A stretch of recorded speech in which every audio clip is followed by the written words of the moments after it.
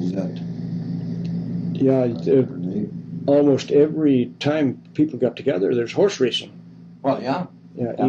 even at baseball games. Well, I remember not so much races, but it's several would bring Buck out a few. and buck out a few. Just After- blindfold them and hold them, ear them down, and Yeah, get on. you know, snub. Yeah. Another horse. Yeah. But I can't remember so many. Well, they always have to run a saddle horse, of course. Yeah. Horse race. Herb did quite a lot of riding, didn't he? Yeah. He was so strong, so husky. Who else rode down in that area? Well, Lloyd Martin, at that time, well, they called him Lake Bed. He's that bunch in north of Carson. And other was Kenneth Flager and John.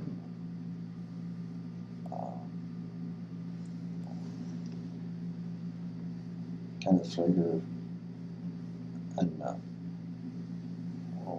them names don't come. Yeah, sure. That's it. Do you remember Henry Chittick? Oh, is that right?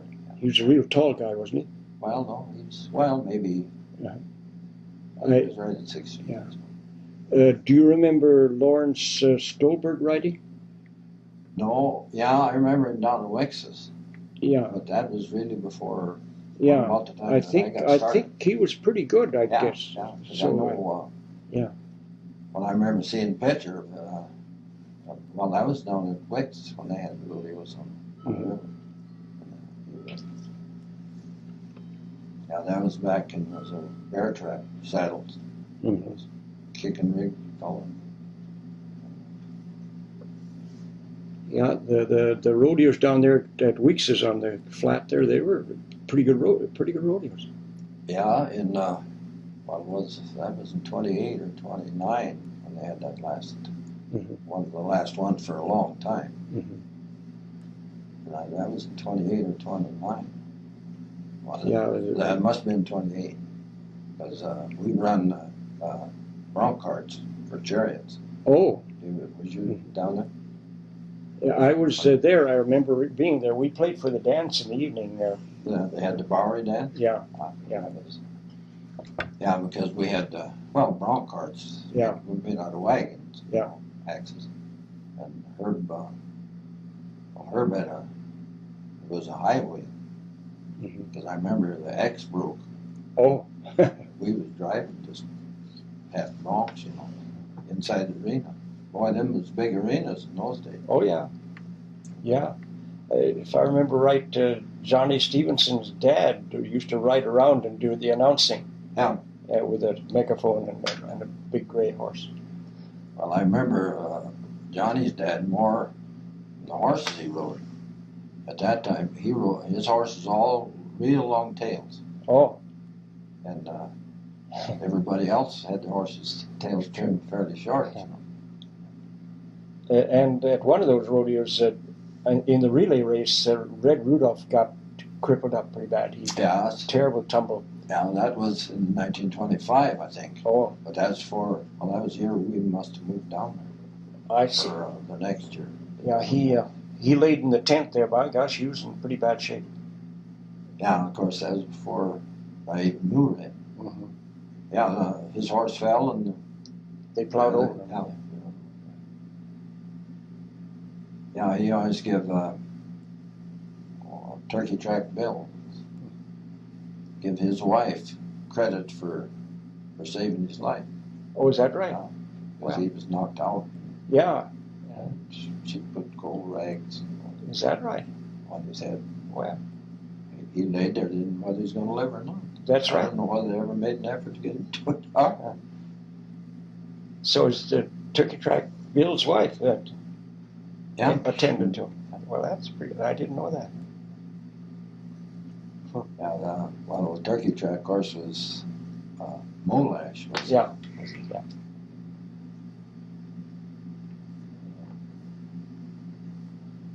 Yeah, so I wasn't at that. See, I didn't hook up with Red till suppose he was 29. Mm-hmm.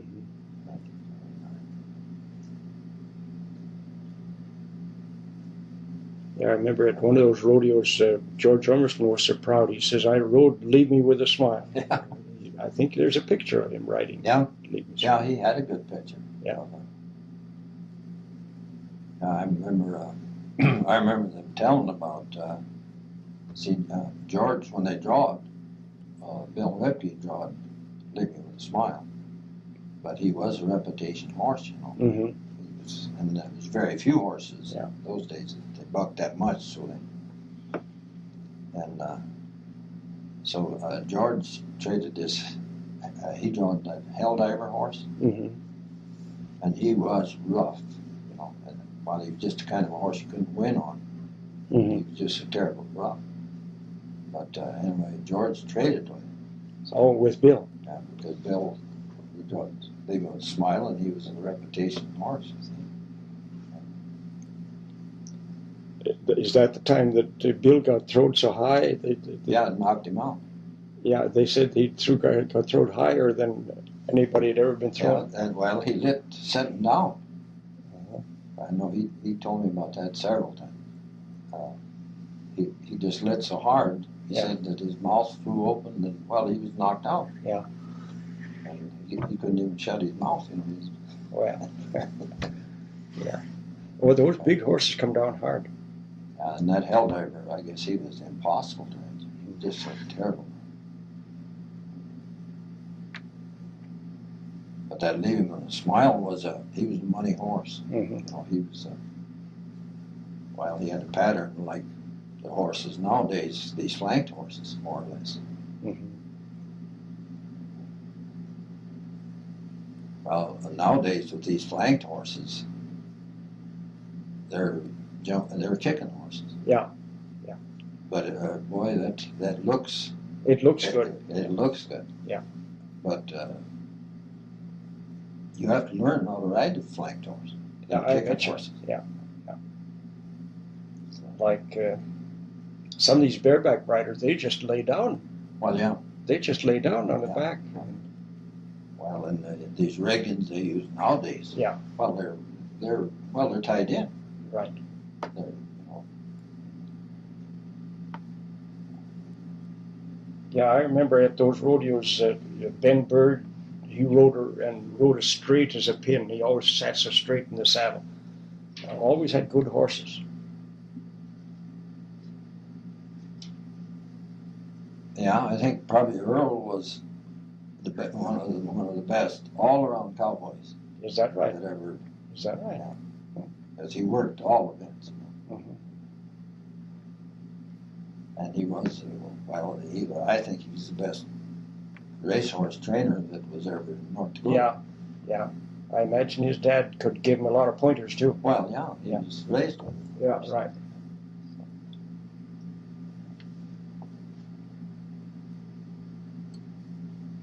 Yeah, then we put on George Armisen and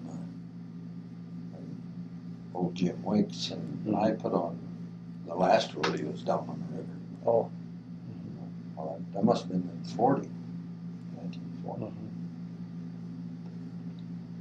That was a nice flat to have it. Oh, yeah. Yeah. But now when I think of those big arenas, they run all their races in the arena. Yeah. You know. Yeah. When you stop to think of it, it must have been all. It was several acres. Right. That's where I kind of enjoyed the Beulah rodeos. They had the races outside the arena. Yeah. They went all out for races. The Glenn Murray and was his dad interested in racing too? Well, yeah. Yeah. Yeah, his dad was. Well, he must have had quite a bit of experience because he could sure put horses in shape. Is that right? Ready to. Wow. Is Glenn still living? I wonder. Oh yeah. Is he? Oh yeah. He's pretty husky. Oh. I saw Ralph not too long ago. I suppose they're cousins. Yeah. Yeah. Now, I think Lars spent quite a little time up at the Murrays. Yeah. Yeah, he worked for Glenn. Uh-huh. Yeah, I remember talking about that old muddy horse. Lars rode him up there. Oh, And I haven't got that picture, but I think he's got a picture. They had to blindfold him, and then he just left this here sack under the bridle. uh-huh. So if he had to get off, well, he could pull that up to get off and get on again. I've never heard of anything like that. But anyways, up in the hills, they're well south of Helmont, you know. And he was cutting across. Well, it must have been spring. Must have been thawing, but anyway, the horse slipped, fell with him, and got on the side hill, and got the back down. I guess just quite a little bit before the horse kept fighting until he finally got turned around so he could get up. Is that right? Well, yeah, Lars had quite a few experiences. He had a lot of grit. He tied across that Hart River when it was bank full. Oh, yeah. He never used his head. Yeah, I remember when he come home and rode this muddy home. And well, I forget how many hours it took him from Beulah, you know, to South Almont, his place. Well, it's all daylight. Well, but that horse, you know, he'd look. Well, you could rope him half that distance. You know, is that right? He just. Well. But anyway, when he got home, then he hobbled him so he could catch him. Mm-hmm. And well, it didn't have any corral, well, it wouldn't make any difference. But anyway, he got hobbled off one, lost the hobble. Mm-hmm. Well, then to catch him. So they started running him, and of course, they crowded him up against the fence, and he jumped the fence. Mm-hmm. Well, he went clear around by Elvick's, I know. They followed him, and he wound up down north of Lark at Warner's. They got him in the field there and shut the gate. Then Lars come up to get me. And we'd had him in the bucket stream, and he would trail. You know, if there was a lot of those bunch quitting horses. After we kind of trail broke, well, you could go any place with them. Mm-hmm. After they got that first run on. But anyway, the horse wound up down south. So Lars come over and we took a couple of saddle horses. And I know Lars was riding that little Raven horse, black horse that I had. And, so they went in and brought him out the gate to the road, and then I was a little ways to the north. And then we had somebody on the road to turn him north when he come out that gate. And I figured that he'd trail me and then somebody behind him would get him someplace with his other horse. But instead of turning north, he just ran right past these guys south of the gate. And I don't know, Lars must have been on the outside. But anyway, Lars took after him. But he didn't have a rope. Chuck, see, this little Raven horse put him right up alongside going down the road. But he didn't have nothing. Right. But the horse then, he just let him go, and he went, somebody turned him down. Well, he wouldn't cross the railroad track as long. They got him turned, then we got him in with lion horses down there on that rooster place. And got him in there and got him corralled finally. You know. But he was just impossible to. And he wouldn't, never did go in a barn. He didn't like a barn. Well, no. Well, but I don't know. I believe somebody had worked him. No, that was another black horse that Charlie Hager had worked. Oh. Sam Anderson on. Well. And he was the same. Well. Same breed.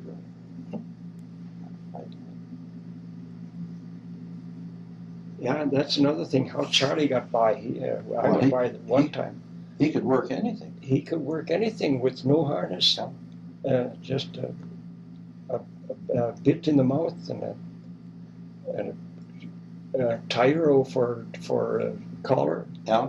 And I wouldn't believe that till I seen it. no, sir.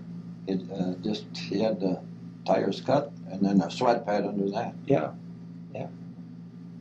And he didn't have bridles, he just had snaps. Yeah. Bits. Yeah. Snapped in.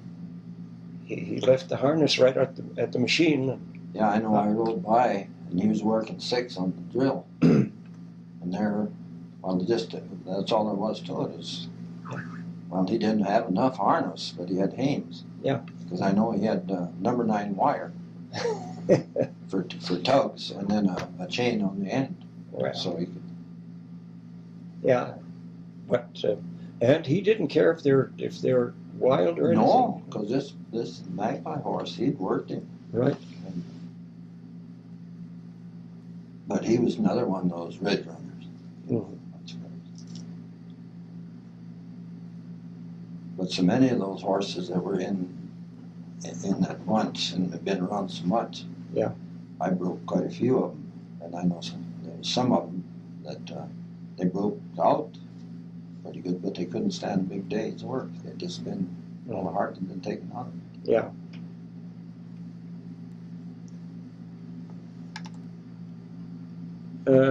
No, your wife is Wagner, Ruby Wagner, Yeah. and they came to this country real early too, I think. Yeah, I think in 1903, before Frank was, because I know, what was it?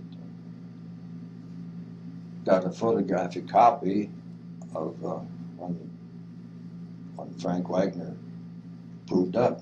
Mm-hmm. Of course, he'd been here several years. And that's where he homesteaded right down there. Yeah, right where Herb is. Yeah. Yeah.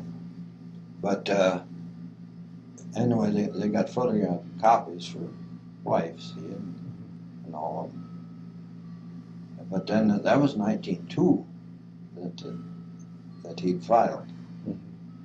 Well, I got looking that over, and there was something wrong. The description of the land was wrong. Oh.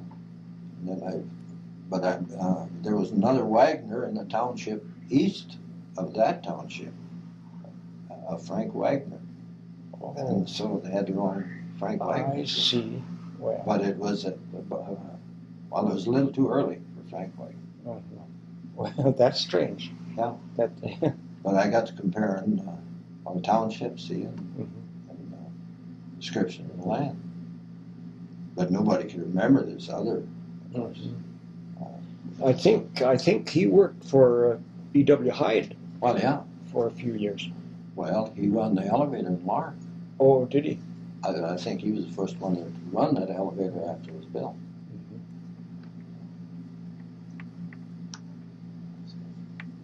And where did they come from?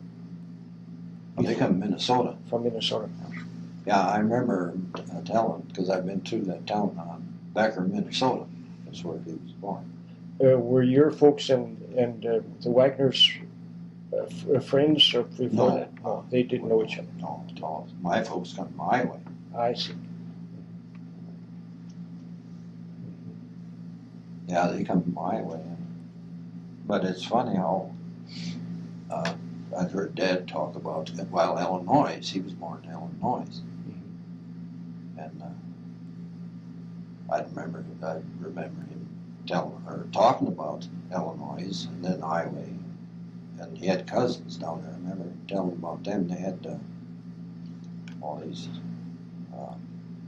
purebred, I guess it was short one. And they showed them all over. But I was named after Dad's uncle, Uncle George Bruington. So I was named after him. So. But I remember him talking about, Illinois and Iowa. But then we shipped horses down to a little town. We sold Odessa. It was a town right close to Galesburg, Illinois. Oh yeah. Well, when they told me that I'd be I'd get in there in the night with the horses, and of course I rode the freight. So they said this guy that we went through a commission outfit, and they said that they always hired a local. What do you call it? Commission firm or on that order. And this local guy that they hired lived right there, a little ways from the stockyard. So they said if it'd be in the night when they moved in there, or when they sighted me in, I could unload. But then this auctioneer was right close. Told me how to find it. So I waited till daylight, walked over there, and a lady come to the door. I introduced myself. She said, "Well, Bruington." I said, "Well, you got relation in this area?" Well, I said, "I know we've got relation in Illinois, but I didn't know her. I couldn't remember." So she called, well, I would have been a cousin of Dad's, Mrs. Johnson. She was the Bruington. Well, then her son come down and told me that was in 1934, because I know he wanted to take me to the World's Fair in Chicago. Wow. That was in 34, wasn't it? Wow. Yeah, I'm sure. Wow. But you know. Yeah, isn't that fun? Yeah, it's quite a coincidence. Huh. Then there was a time when people were going out of horses here, and you bought them, and you bought quite a few good teams, I bet you. Well, we shipped a carload. Well, that was our own horses. Herb and I hired wagon. Well, we had pretty good luck, but of course horses wasn't worth much. I guess. In 34, well, it was after that this spurge with the price on good teams, but we shipped everything. So we come back, and then we shipped another carload, and then we put a carload together that other people would bring in horses. Yeah. And just sent them along. Yes. Through a commission.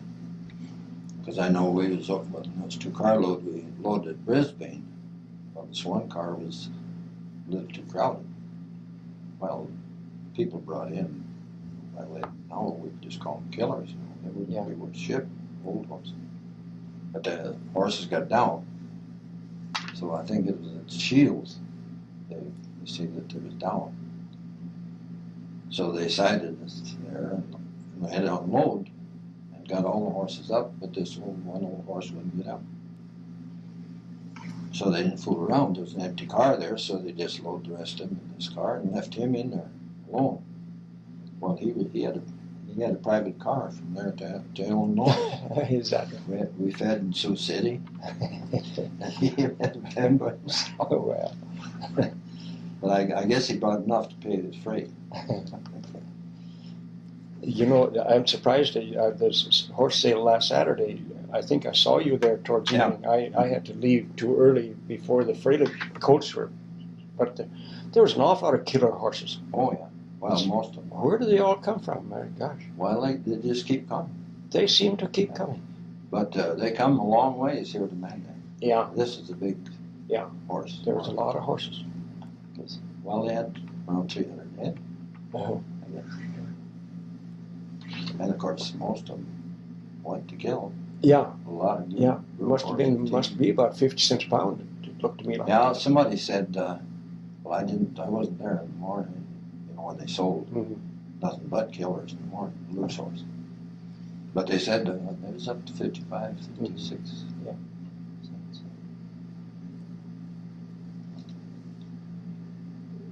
Yeah. How did those Fraley coats sell? Well, he was pretty close to $500 average. Well, yeah. They look good. Yeah. And I think he's got a pretty good reputation. Yeah, he must have. Because he's got 2 or 3 of them. Well, yeah, he bought one. Did he buy one? A buckskin. Oh, I haven't talked to him since. Yeah, I seen him, but there was several of those. kind of surprised me. I thought they'd really tie into those buckskins, really bid them up. But Eddie got one, and there was two others. And they didn't bring them up. Right. But those blues, the roans and the sire is blue. Yeah. And Eddie's got one blue one. That, oh yeah. He turned out real good. They're a good disposition, it's Yeah, I like their standing. Yeah. He ain't very big, but he's got good withers.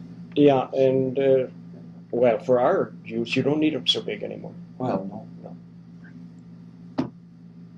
no. I know. You're looking back, the best horses I ever rode was small horses. Yeah. Well, thoroughbreds, Yeah.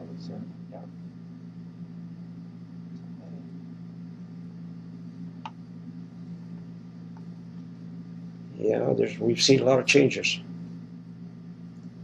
Oh, in every way. Yeah, in every way. Right. Yeah,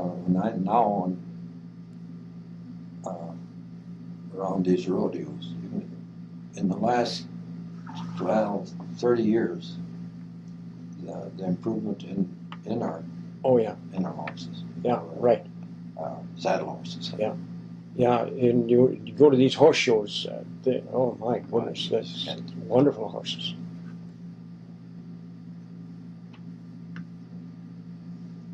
Well, rodeo too. Yeah. To see these professionals,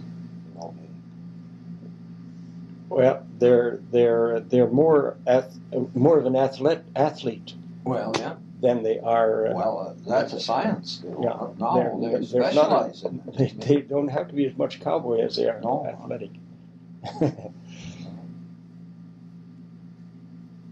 No, they don't have to have that background, I guess. No. Well, so now you are riding mules. Yeah, I don't think you have hardly missed a parade in Elmont. Not since I've had the mules. I think I missed one time, but I don't know how far back. Yeah, I don't know. I think we've had these celebrations for well over 30 years now. Well, I know when I had that ox team. That's way back. The first one I drove, that ox was a horse. Yeah, right. I remember. The one ox died, wasn't it? Yeah, and then I got the other, and so I had the team, and then I lost that one. Well, that's 16 years ago that I lost. Oh yeah, at least. And they was old. I was wondering about that. Do the oxen ever get off a walk? Will they trot? Oh yeah, but they couldn't trot very far. No, I don't imagine. But they got a pretty good walk to them. Well, all depends. It's a slow walk. But I could see, you read your stories, those wagon trains, 10 miles. 10 miles a day. 10 miles a day. Yeah. Well, after I had this team, before I had the team, I just drove the one ox. Well, then we drove him to Flasher. That's the first time that he was paraded. Oh. And that was in 1960. I remember they had a centennial. That must have been 50 years. But anyway, I drove him down on just two-wheeled trailer. And, I didn't make it in a day. So it was 15 miles or more than that. I couldn't make it in a day. Well. So I can see why they could. And ox, I'd heard that you have to give them their time, their own gait. Yeah. Are they stubborn to handle? Well, no, not after you get them going. Mm-hmm. My dad, he said the first job he had when he came to this country in 1888, he was 16 years old, so then he went to working for Ben Ramsland out there where Jake Larson lives now. There's old Ramsland there. Mrs. Bateman's dad. Oh yeah. And then he was hauling hay with oxen. But he says in fly season, you don't know which way they're going. They'll head for the brush, and you can't do anything about it. Well, that's what I've heard. Yeah. But then they didn't drive. No, it was no. There was nothing on. No, you had a bit in the mouth. Yeah. Yeah. No, they were G and haw. Yeah, right. Yeah. So. But